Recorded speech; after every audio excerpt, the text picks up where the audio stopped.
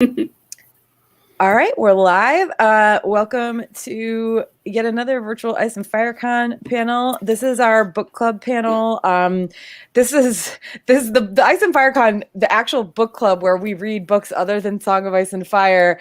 Was, this has been around for over a year now. It's been a while because we voted for Who Fears Death by Nnedi Okorafor, and then in that same vote, there were several other series, and the Books of Babel, which we'll be talking about, just the first book, Senlin Ascends by Josiah Bancroft, was second place. So when we had to go virtual last year, and we did the Who Fears Death panel virtual, I just kind of said, well, how about rather than run another vote, we'll just pick the book that got second, hoping we would be discussing it in person in October and then in person this month.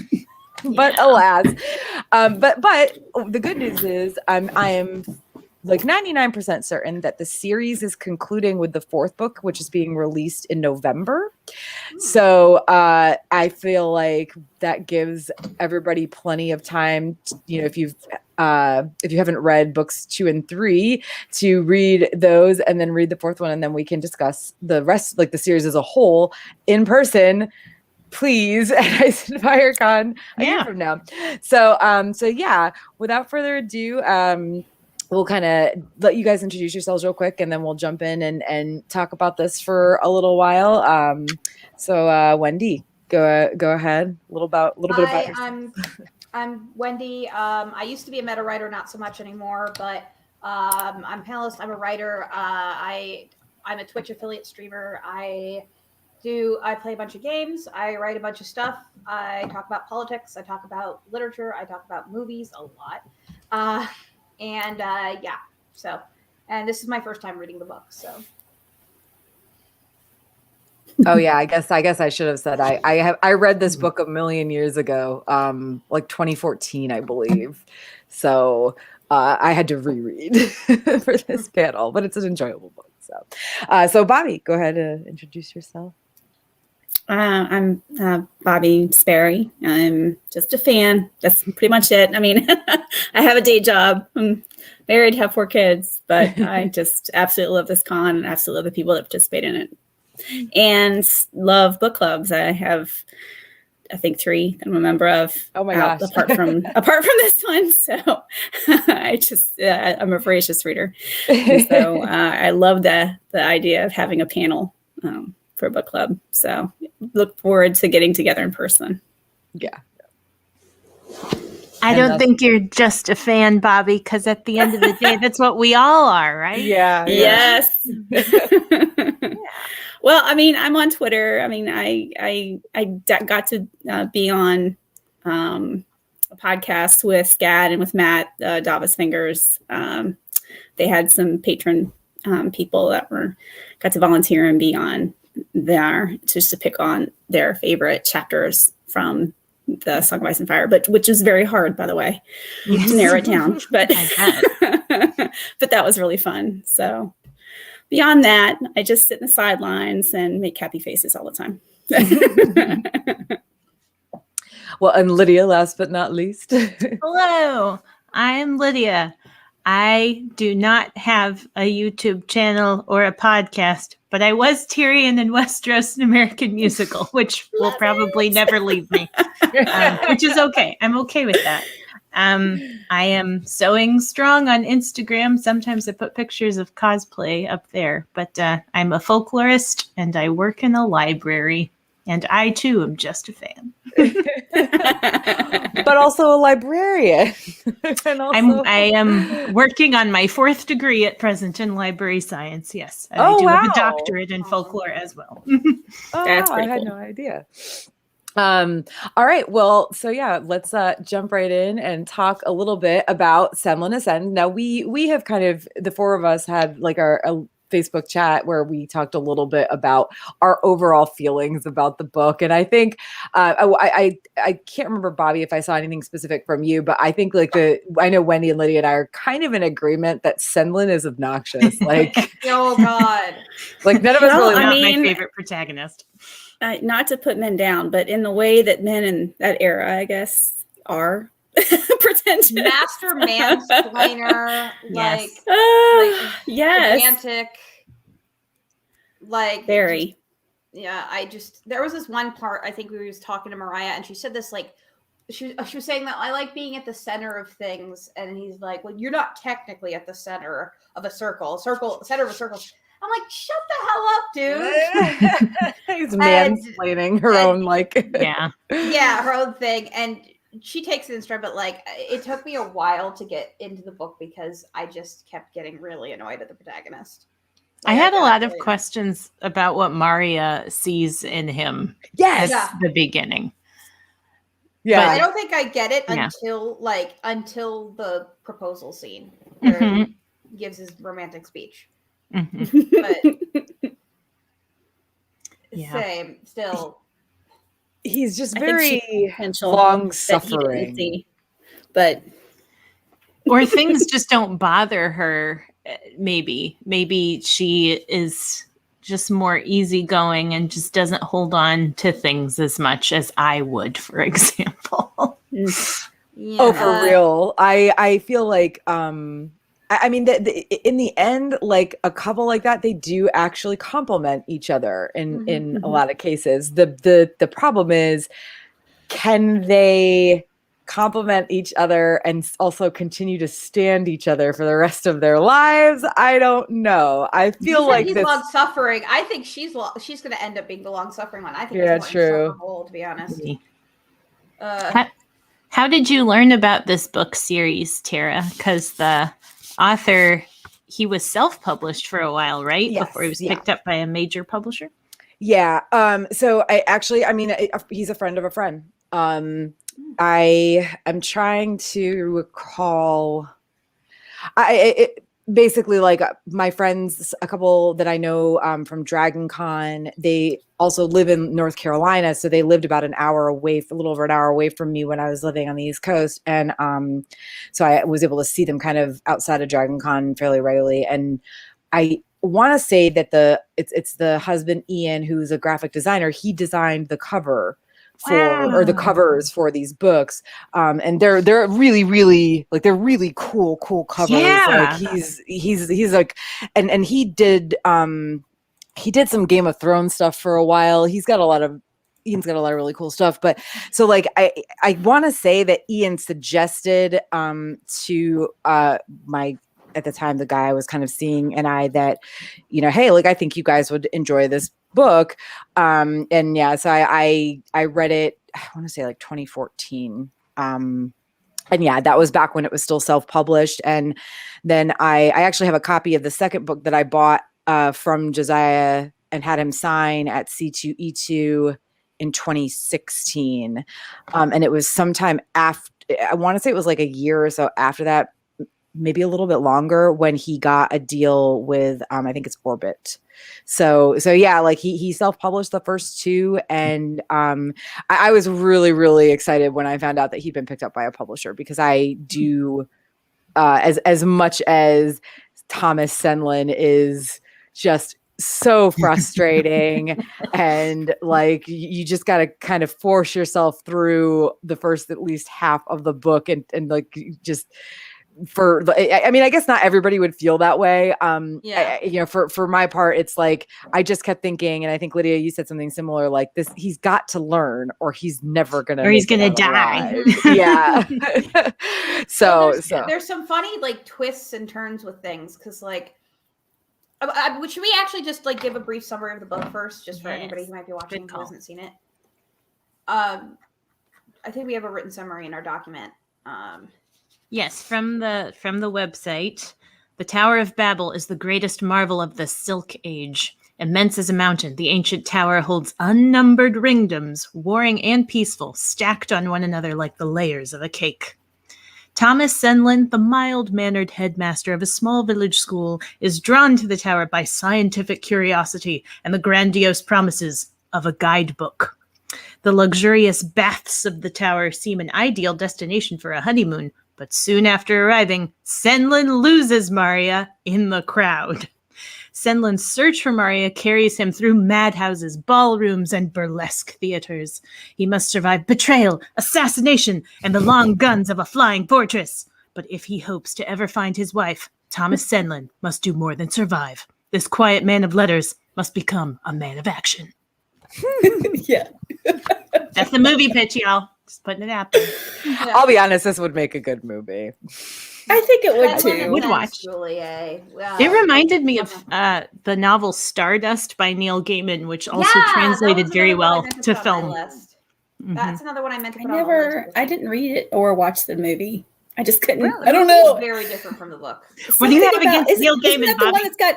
Yeah, isn't that the one that's got Claire Danes? It does. Mhm. She's a Okay, fallen so star. why is it that everything that Claire Danes is in, except for like My So-Called Life, just turns me off? I don't know why. you have against my I girl really Claire? don't know. I like Claire Danes. I just can't. I see her and I'm just like, every time I see her, I think of that show, and I'm just like, where's Jordan Catalano? Oh, Anyway. well, nobody wants to know ask where me he for is. Catalano. Yeah. Anyway, maybe I should go back, and I do like Neil Gaiman, so maybe I should go ahead and read the book. Weirdly enough, I've seen Stardust. I've actually never read the book. Yeah, fair Really? enough. So it's a bit different. It's a bit different. Yeah, I it's one of those like I have there's a list a mile long of books, and then like things keep getting added and Yes. shuffled around, and then I keep doing things like this, like rereading this book instead. It's okay. But yeah, I know one of the I think it might have been Lydia who said this, but I don't know. It could have been Wendy. I'm blanking, but someone had mentioned that the tower is also like kind of it's not just a setting; it is its own character. It's character. Wendy. Yeah.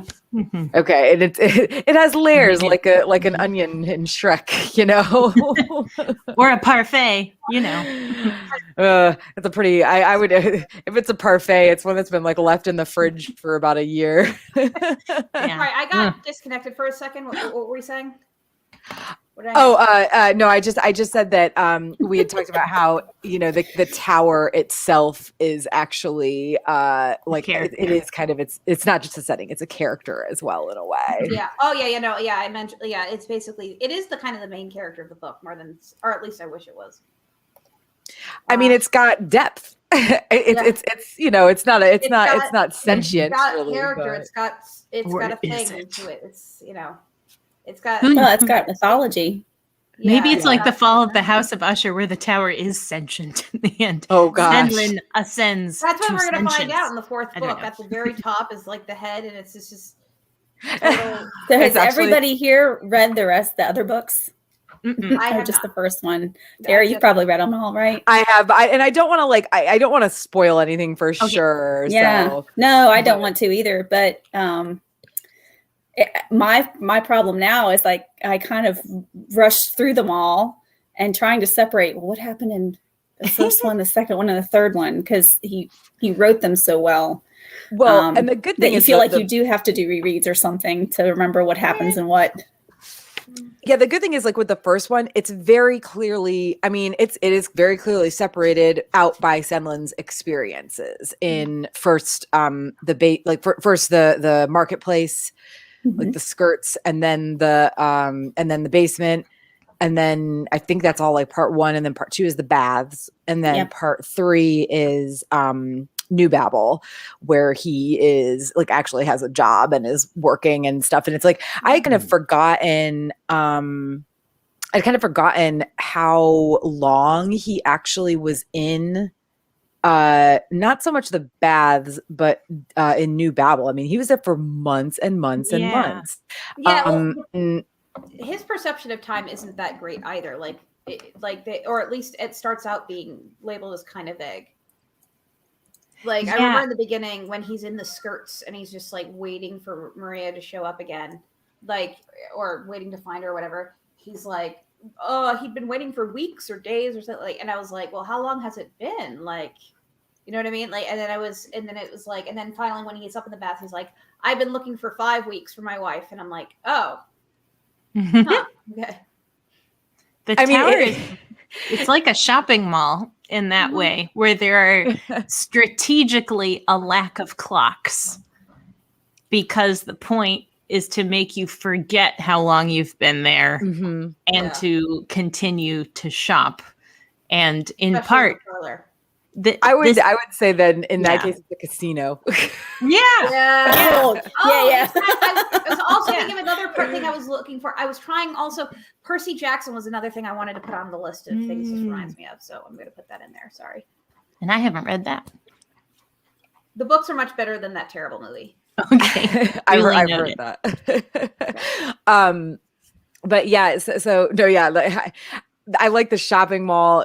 But yeah, it's comparison, like again, a casino where you don't even, I mean, and in the baths especially, he literally isn't seeing the actual light of day. I mean, he knows when it's, you know, when it's daylight, when it's day and night, because of the way they filter the light into the baths. But like, he's there for so long, and then I actually, like, it felt like it was so long, but then he goes to New Babel, and while there's I think there's more story that happens while he's in the baths.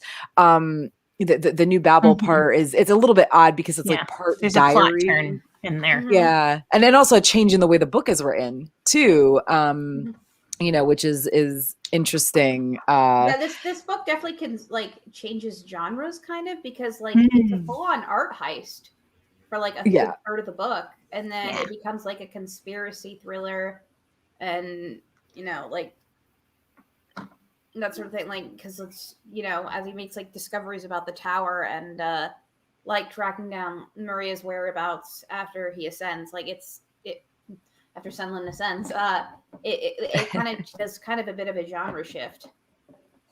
For new people who are watching who have not read this book is divided into 3 parts, and it's as this character Thomas Senlin is ascending the tower, and there are these ringdoms, which in the description, layers of a cake. So the first one is the basement. He goes through the basement, and he goes through the parlor, and he goes through the baths, and then he goes through a part called New Babel. So we're referring to different parts of the tower that he finds himself in. Gosh, I forgot about the parlor. And with the parlor is important. How could you forget? Don't forget that the parlor. freaked me out. Like a slasher That was film. some Hunger Games shit in that ring. Yeah, that was like a slasher film, kind of like that. That would make a really good horror movie, because it's just it's very stressful. Like basically, he was the hanger-on of the final girl of the slasher film.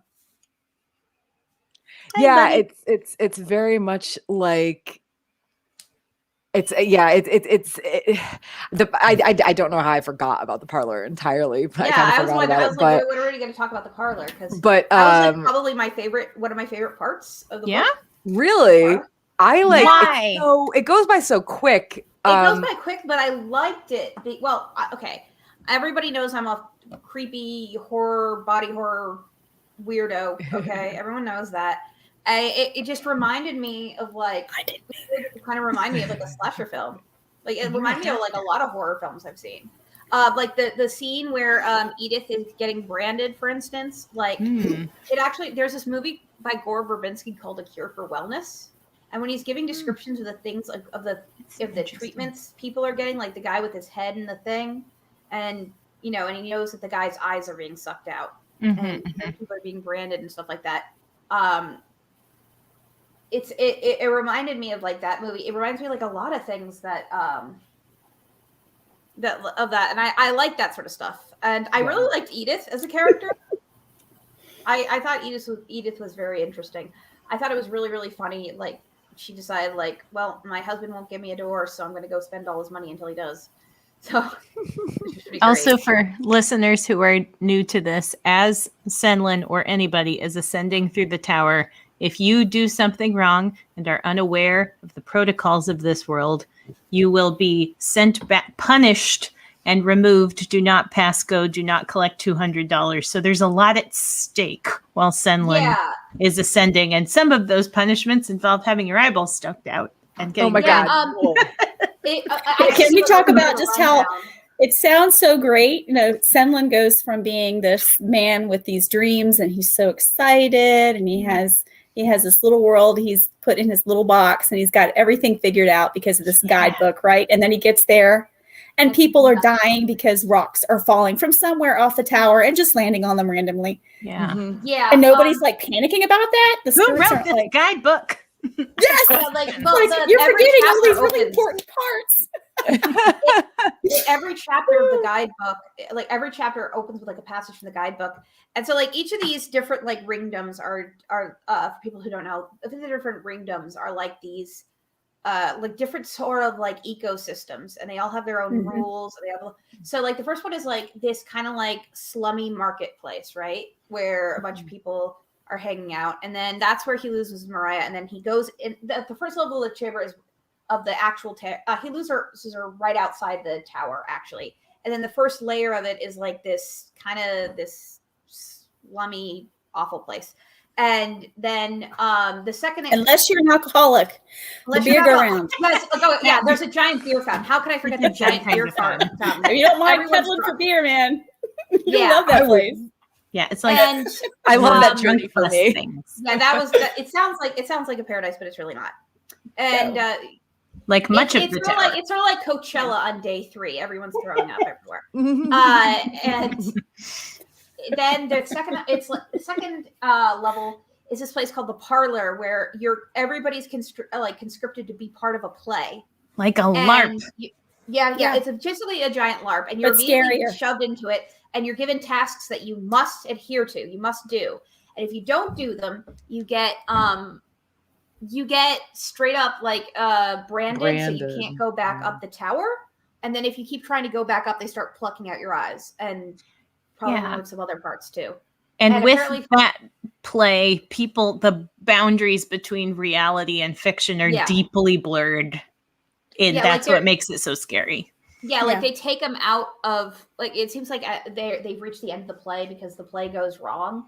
And so they're taken into like the administrative area and the place, and even the torture chamber where they, brand and mutilate people. And then he finds out that the people he was talking to from like the person who was like escorting them around, the person who escorts him to the third level, and possibly even the nurses and stuff like that, they're all actors in a play too. Everyone's an actor in a play. And it's like, wait, what?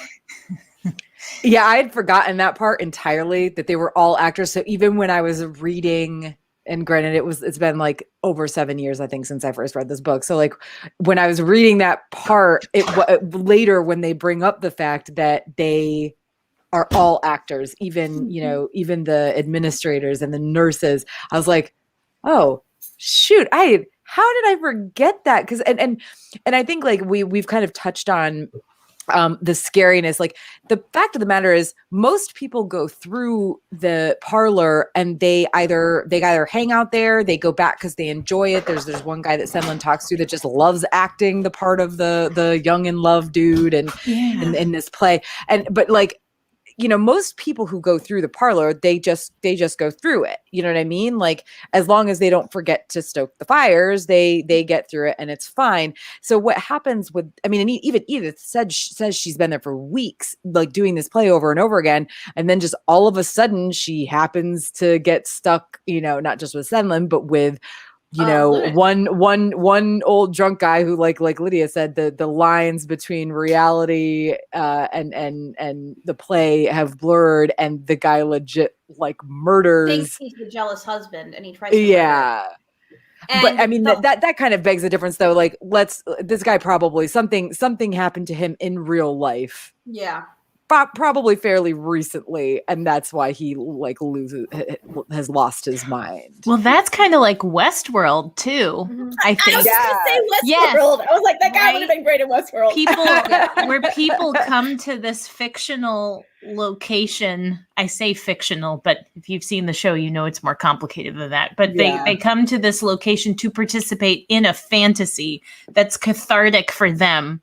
But they leave the consequences of that behind them, especially, and you just see the worst of human nature come out. Yes. Yeah. And you get to see the worst of human nature come out in this book. Yeah. Yeah. You really it's almost like the tower thrives on it.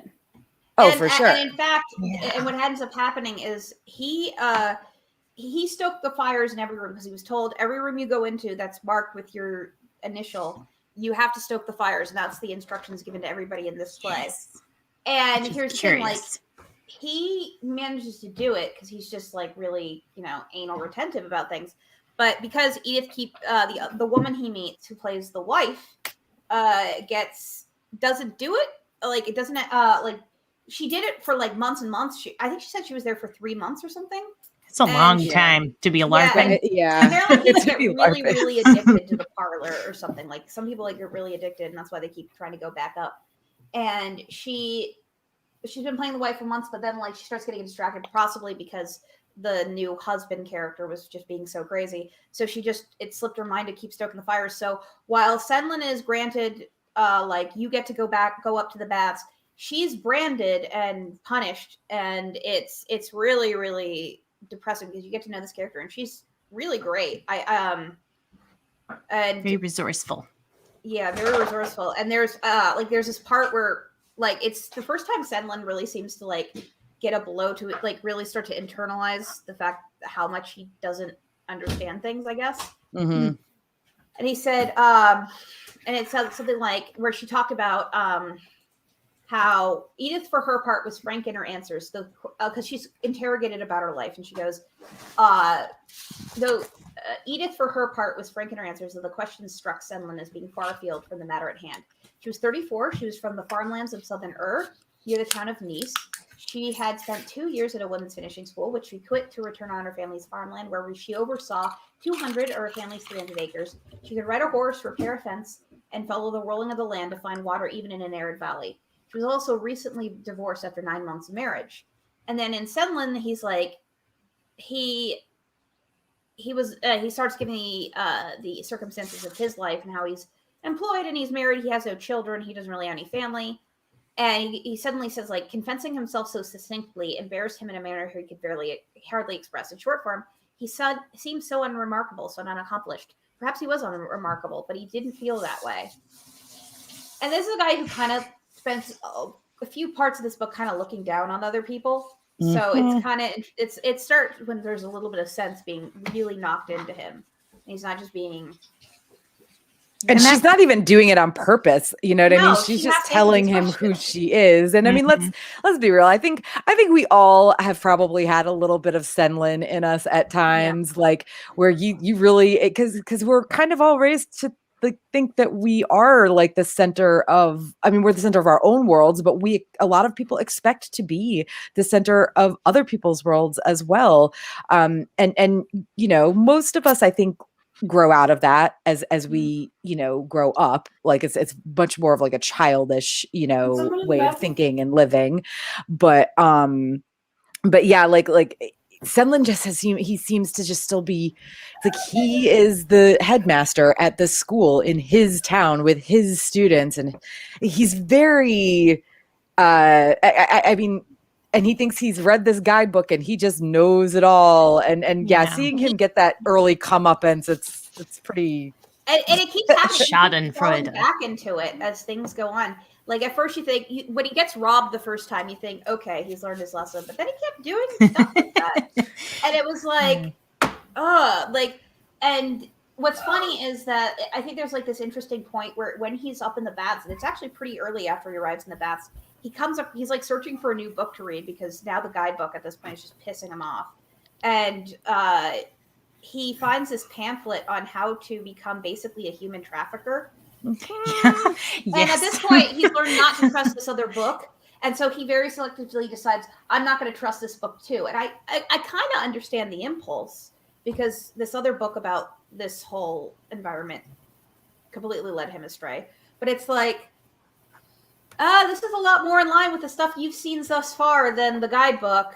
And he doesn't, He's still, the thing is, he reads it and he's like, no, this has to be fake, right? And then we find out later from Ogier, who isn't actually Ogier. Yeah. Which we'll touch on as well. I want to talk about the people who aren't who they say they are, what they say they are. But you know, so someone reads this book about literally like people finding women like Maria who have been separated or they separate them purposefully and they help them. And by helping them, they are literally like finding them husbands. Selling regardless of their, you know, whatever their life circumstances are. So again, he reads this, he thinks it's fake. It must be right because the book on the tower, the guide itself was all wrong. But oh my God, it turns out that that's exactly what happened to Maria. But it feels he still doesn't put two and two together. When Ogier tells him the story, like I'm 90% sure that Senlin still has not, at the end of this book, put together that what he read is exactly what happened to his wife. Yeah. I think he's in kind of a denial about it because he does spend a lot of time in this book being in denial. Like he spends a lot of time in denial in the baths. Like it talks about how like he feels like dread about how he thought he was definitely going to find Maria in the baths. He keeps going to all these hotels asking, "Hey, did a woman like this check in or whatever?" And then he just suddenly, like, I think there's a passage where he says, like, the dread is, like, creeping up on him. Like, he hasn't found her in the place he thought he was definitely going to find her. This is more of a meta comment about the book, but as I was reading, I kept thinking how Josiah Bancroft's writing style is very reminiscent of older literary styles. I don't know for a fact what all he has read, but I think his writing style could very well have been influenced by, say, Edgar Allan Poe or even possibly Jane Austen, but it doesn't come off as stuffy or pretentious. Instead, it feels more like it's affecting the aesthetic of the book. And that even extends to the way that he's constructed Senlin's character as this kind of know-it-all mansplainer. And because you definitely see characters like that in Jane Austen all the time, and they're meant to be painted ironically. But one particular character that the early version of Senlin in the book reminds me of is in Hamlet. There's a guy named Polonius. Yeah. And he's always spouting these, like, supposedly words of wisdom, but the irony is that they are just empty epithets, like neither a borrower nor a lender be, and to thine own self be true. I mean, just saying like these very broadly general, so general as to be meaningless expressions, really.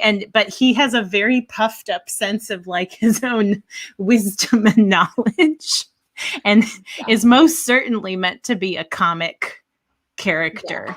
So really, over the course of this book, and surely other books in the series, Senlin gains substance and gains actual wisdom and intelligence, as opposed to just the semblance of that intelligence regurgitated from a guidebook. Like he goes from guidebook knowledge to real world knowledge enough to be able to be like, this guidebook's a piece of shit. And I said like we were talking about parallels to A Song of Ice and Fire, and one of the things I brought up is that he reminds me a lot of both Jon and Sansa when they reach their specific destinations in the first book. Like, Sansa spends her whole life idolizing the court of King's Landing. She's read about it in all the books, heard about it in all the stories, heard about it in all the songs. It's this beautiful, glamorous place, and she's this kind of snobby kid who goes there and she loses someone close to her, and to her horror she finds that she is utterly unequipped and unprepared and misread everything about this place and has to deal with the horrors thereof.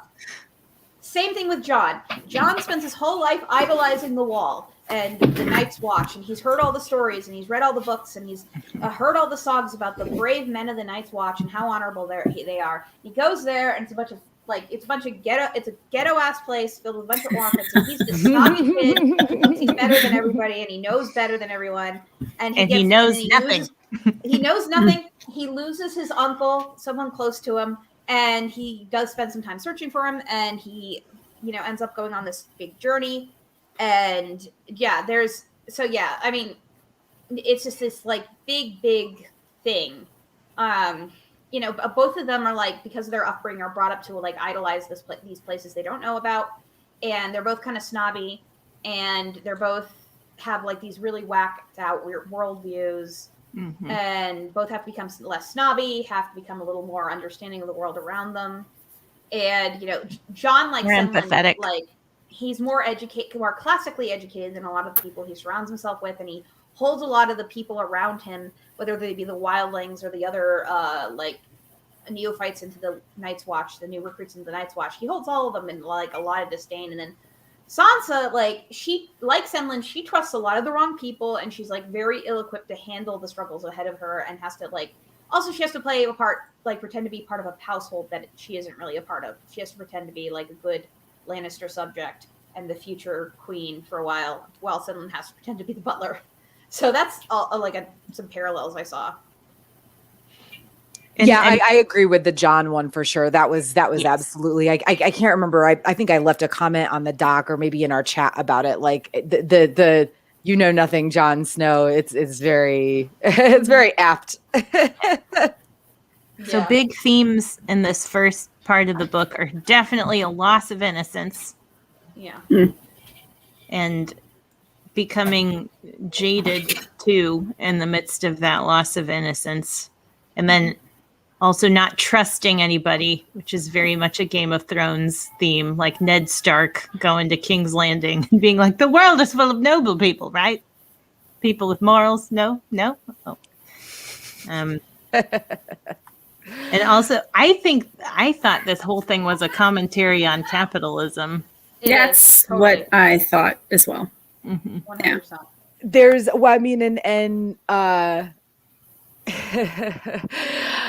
don't want to, I really have to be careful because I don't want to spoil anything, but this is kind of getting into when he's in New Babel, but Senlin does eventually start talking about how he has theories about the tower. And his theories, like he briefly mentions the fire, the beer go rounds, producing an energy and the stoking of the fires in the parlor, and I believe also like he mentions the baths as well. So there's he's working towards something there for sure, which is they power each other, right? Like that's one after another is what his theory is so far. Yeah, and it actually reminded me a little bit of Snowpiercer. I haven't watched that, but everyone says I should. It's really was it based on a book? Was Snowpiercer based on a book? It was based on a comic book. Oh. And it's for those who don't know, it's about like this post-apocalyptic book where the world is encased in a nuclear winter, and the only people that are left alive are these people on this train that just constantly circulates around the earth all the time. And the train is divided into 3 sections, where at the very back it's basically the slums, all these like poor people like crowded, clumped together in these shitty little bunks. It's like terrible. People resort to cannibalism, and it's just awful. And then the middle part is like partially like it's kind of like the middle class, but it's also mostly like places where things are generated and where people are stored as criminals, basically. And then the front of the train, like the top car, is this luxurious place where the upper classes live, and they've got luxurious food and clothing, and all they do is party all the time. It's just a constant like bacchanal. And then at the very, very head of the train, and the engine is like the creator of the train, and there's all sorts of like dark secrets that go on with it. And the Snowpiercer chronicles like this group of people from the very back who start going forward after one of the children are taken, and they want to get the kid back, and so they start traversing the train, and there's like it's kind of like Odyssey to getting the train, and then a horrible secret is revealed about the train in the end. So I don't want to spoil it entirely, but it's very sounds very direct. Yeah, it's very similar in that. Well, I think that sometimes a lot of I wouldn't say that this story is apocalyptic in any way, but there's some steampunk characteristics to it, and I guess that gets more into it probably later on. But there are some ulterior machinations that are going on, and it's just these cultures have built up around it, but they have no clue how they're playing a part. And I was surprised at how dark it was when I started reading. And I just kept on going because for the same reason why I kept on going with A Song of Ice and Fire, just like it can't get much worse. And keep telling yourself that, Bobbie. It does. It sure does. Pardon me, but it does. And it gets so much worse. So maybe not so much in the first book, but it feels like he is literally falling through his existence and somehow not dying, but unfortunately getting a lot of other people in trouble along the way. Yeah, no, that happens a lot. Poor Edith, poor Taro. Yeah. Why does he deserve to make it? Now, to be fair, Edith got her, like, it's her own fault she got branded, as much as you can say that, you know what I mean? Senlin had nothing to do with that. He did everything in his power to help her in that, you know, in that case. I still find it a little bit like, you know, Bobbie mentioned the steampunk aspects, and the Red Hand is kind of, I think, part of that. And so is Edith with their mechanical, you know, bits and pieces. I'm still kind of like, why did Edith lose her arm? Like, how many people do they brand, and how did she happen to be the one whose arm went like gangrenous and you know, like Adam had his eye plucked out and kid's fine. But it seems a little bit like a plot convenience, but also maybe just like because like, did Josiah the author really just want to like write about a kind of badass pirate lady with a you know, mechanical steampunk arm? I don't know. But yeah, so it's and the thing is, she's very much taken her arm loss in stride. You know, a lot of things in stride. As one does. She's probably the most resourceful person in this book, like easily. I mean, she becomes a pirate. Like, which is amazing. Like, what did Senlin do with all those months? Nothing. Edith went off and became a pirate. She had goals. She had a plan. This is why we like Edith much more than we like Senlin. Yes.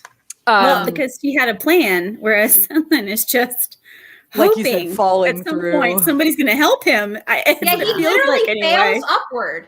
He literally fails upward. That's exactly what's happening. Is it a commentary about privilege? Unsure, but that feels like that could also be tied into a larger commentary about capitalism. About privilege. Oh, like, for sure, yeah. Oh, like definitely, like. And what's really interesting is that, like, when they get into the stuff with the Hods are very interesting because, like, a lot of it actually reminds me of a lot of stories from both. I read about like both World War II and like during the early Great Cultural Revolution in China, where people would be, and also the Savonarola's rule in Florence, where people would be taken out and have, like, for various reasons, have their heads shaved and their stuff taken away and be made basically either into like chattel or made to do like shame walks or stuff like that. Like they did that a lot in that was something I read in a memoir about Maoist China, and then in the 60s. And then I also was like reading about like the women in France who were judged as collaborators, whether they were or weren't, and then had their head shaved and were marched through the streets. And of course, you know, the Holocaust, you know, that sort of stuff. Godwin, I know. But like, yeah, it just reminded me of that a lot. Like just people like completely losing their humanity and everything. And the Hodge thing was like really horrifying in a lot of ways. Yeah. You could connect that to the role the High Sparrow comes to play in Song of Ice and Fire too. And how it, on the surface, he's like such a compassionate and holy person, but really this is a populist movement that has a very dark underside too. No kidding. Well, and so we've got about 15, 20 minutes left or so. But so some of the things that we've kind of touched on a little bit are, you know, this being Ice and Fire book club and us all, you know, having joined together originally due to our love for Martin's, you know, Song of Ice and Fire books. Parallels other than, because we've already, like I said, mentioned like Jon and Sansa and the similarities Senlin has to them, but other parallels with A Song of Ice and Fire, and one of the things is, and I also mentioned this very briefly earlier, was the use of false identities or like faces. You know, Fingal, who we haven't really mentioned, he's the dwarf who pretends to be down on his luck in the basement when he really like runs all of New Babel. as I mentioned earlier, Ogier, the painter who convinces Senlin, who actually befriended Marya for a bit, and who convinces Senlin to steal this odd painting of a young girl. From the commissioner, isn't actually the Ogier who painted that painting. We never actually find out who he is. He's an artist for sure. He does produce quality, like other quality art, but he's not that artist. He's just posing as him. And then of course we've the Dread got Pirate artists, basically. yeah. And then everyone in the parlor. Everyone in the parlor. Yeah. I mean, the wife monger, who's pretending to be someone who helps people like Marya when really he's trapping her. That's kind of, and then, Tarot, who tells Senlin this kind of mostly false story about himself. He's like, oh, I'm just here for fun. But really, like, he got separated from his wife. She found her way home, and she's just been sending money to like keep him in his cups, I guess. So he really, he pretends he's having fun there and he wants to be there, but really he just feels too guilty to go home. He was a really interesting character to me. Yeah, he was really, really interesting. And he was like the life of the party for a while, and then he stopped being the life of the party. And his fate is so sad. Like, yeah, and the letter that he sends, like that he gives to Senlin right before he gets shoved into the walls, and it also this feels like I was trying to think of a character or a scenario from Song of Ice and Fire that really like matches this, and I'm not sure I ever really thought of a good one. But just also like, let's talk about the fact that everybody Senlin comes into contact with ends up in a worse state. And is it necessary? Like, Tarot isn't necessarily because of Senlin, and neither is Edith. But it's like he is like the harbinger of awfulness for he's like everybody. that meme with the Grim Reaper. Like, but yeah, it actually reminds me of a book called Perfume Story of a Murderer, where I've heard of that. Yeah, I saw the movie. It's a great book. And in it, like, it's about this kid who's born and he can smell everything and has this like prodigious, like almost supernatural ability to understand scent and perfumes and stuff. And but he also has no scent of his own, so he's alienated from people. And he goes from like caretaker to caretaker. With every caretaker, every person who like mentors him or takes care of him or is his boss or whatever ends up dead. Like, his mother thought he was dead when he was born, so she gets executed when they find out her baby's alive. The person who runs the orphanage he was from, she ends up dead. His boss at a tannery ends up dead. His perfume mentor ends up dead, etc., etc. It just keeps happening as he like journeys across France to try and create the great perfume. It's very interesting. Like, yeah. And there is a character with a very sensitive sense of smell in this book too. Well, not really. Yeah. That's the surface connection, but it was ironic. I still, that he's the commissioner he's an oddball to me. I don't get I mean, I get what he's doing. He is it just because he wants to be special? Like, he reminded me of the Duke in Moulin Rouge. Yeah, the movie. He reminded me of Mrs. Bennett from Pride and Prejudice. So I was nerves. The name of the prince in the first Shrek. That's who he reminded me of. Lord Farquaad. Yeah, that's it. I don't know why. You're not wrong. That's funny. He's got a big dog complex. He's a little dog. Sure. Yeah. And I mean, and he is like after Senlin with a vengeance too. I don't know. We've definitely maybe he's Ogier or whatever. Ogier, the real one. Ogier. No, he's just a person who appreciates art. I doubt he has any talent. I don't know. It would be amazing if he did, though. It's very much like, how did these people, we know how Fingal rose to his position of power. He tells us, but like, how did this commissioner get in this position? Like, this isn't an inherited thing, I don't think. But he's probably somebody's cousin. He's probably somebody's embarrassing nephew, and they just like nepotism. Yeah, that's what I. That's what I want. Somebody who knows somebody. Nepotism. Yeah, and I'm sure that there's some kind of characteristic that he possesses that makes it good for him to be in that position. He's rather ruthless. So the novel does make it sound like that he wants everyone to think that he has this extremely sensitive sense of smell that inherently means he's a more discerning individual, like almost like people who are very, very pretentious at wine tasting, who may not have as sensitive of a palate as they purport to have, and then just like get very dramatic about and performative about it. I don't know. Maybe it's because I buy $7 gigantic bottles of wine, but I've never tasted notes of anything in my wine. I have 3 boxes of Franzia just over there. Well, my husband's been to culinary school, and he does have a really sensitive palate and is good at describing things, but I think he's also a realist and knows at what point you can put a limit on that too. Yeah. I don't get notes of tobacco in here. He also reminds me of like the person who's like pretends to have like really, really obscure taste in music, and they act like they know every band. Sure.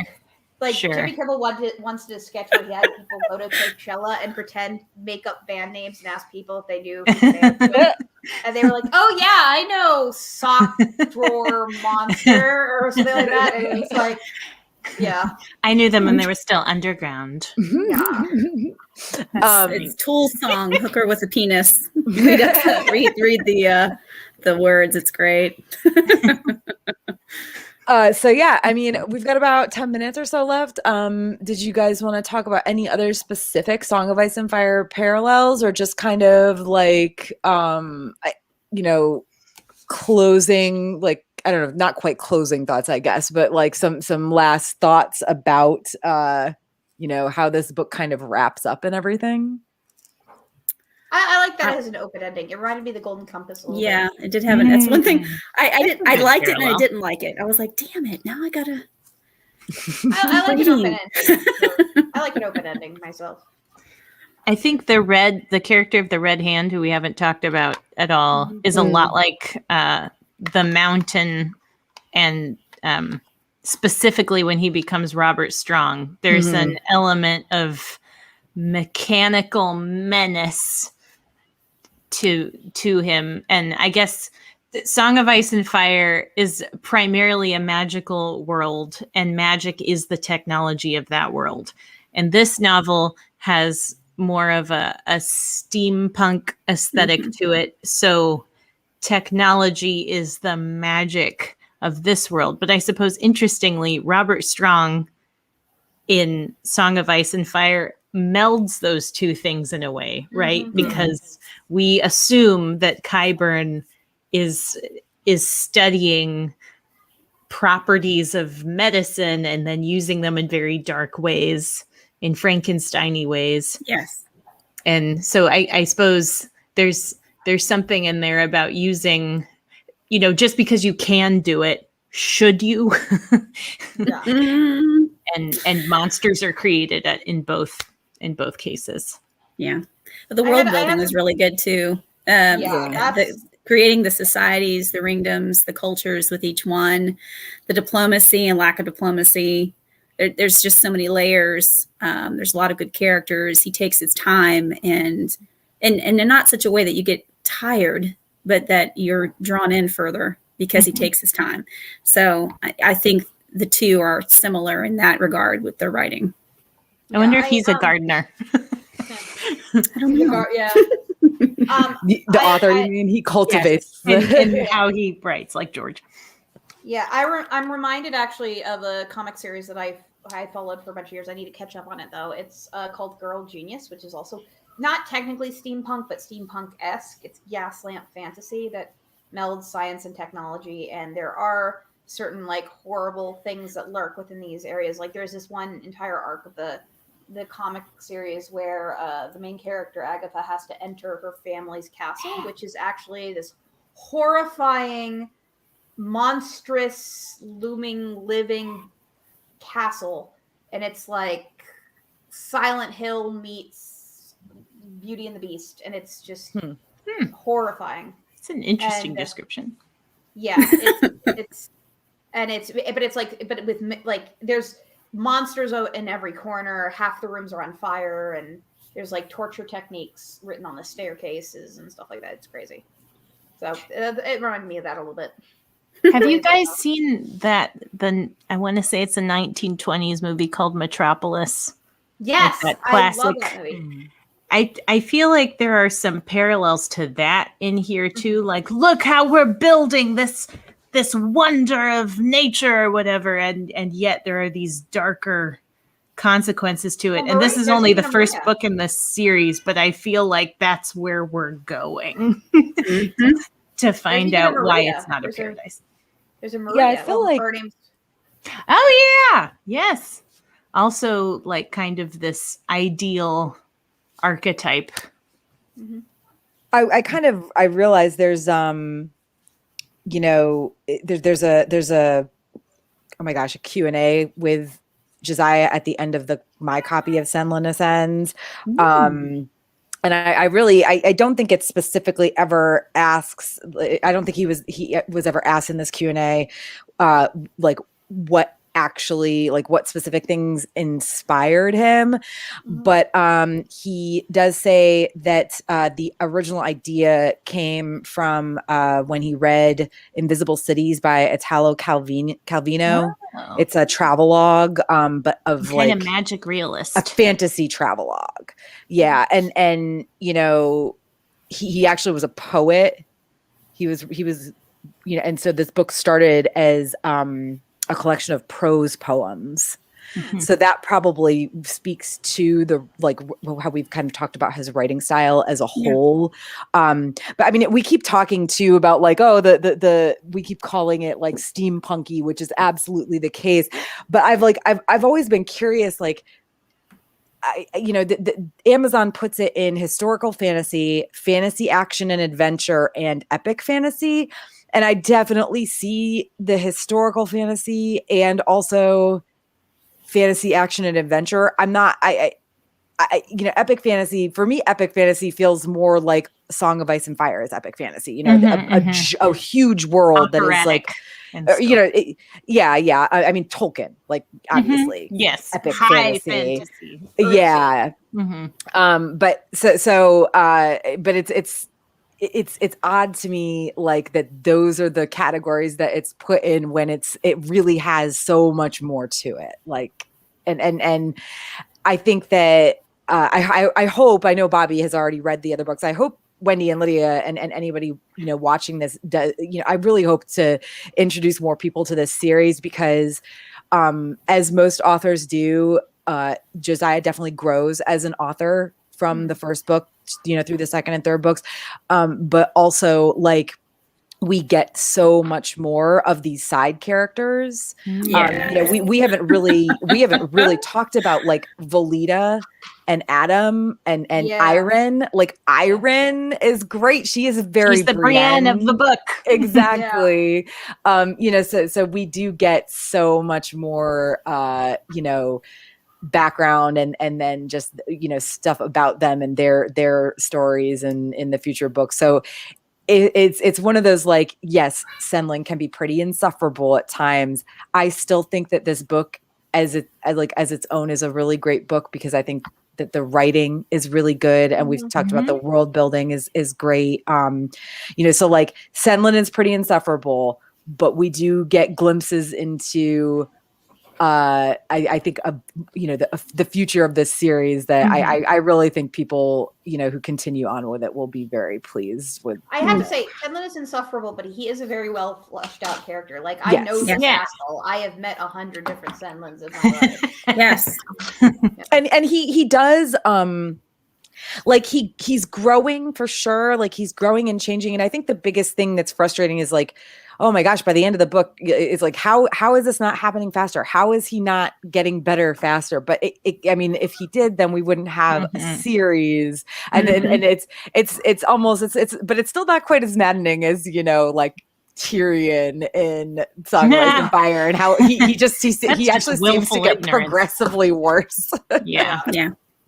For a first book, for this author's first book, it's a hell of an opening. Yeah, it Yeah. really is. I enjoyed the book a lot more than like maybe I anticipated going in, and pleasantly surprised. So I would definitely read the rest. Yeah. All right. Well, on that note, we are at the end of our hour. We do have one more event tonight. It's the Bad Fanfic live stream. It starts in about an hour, 9 p.m. fun. Eastern. Yeah, we've got I think 6 fanfics to read.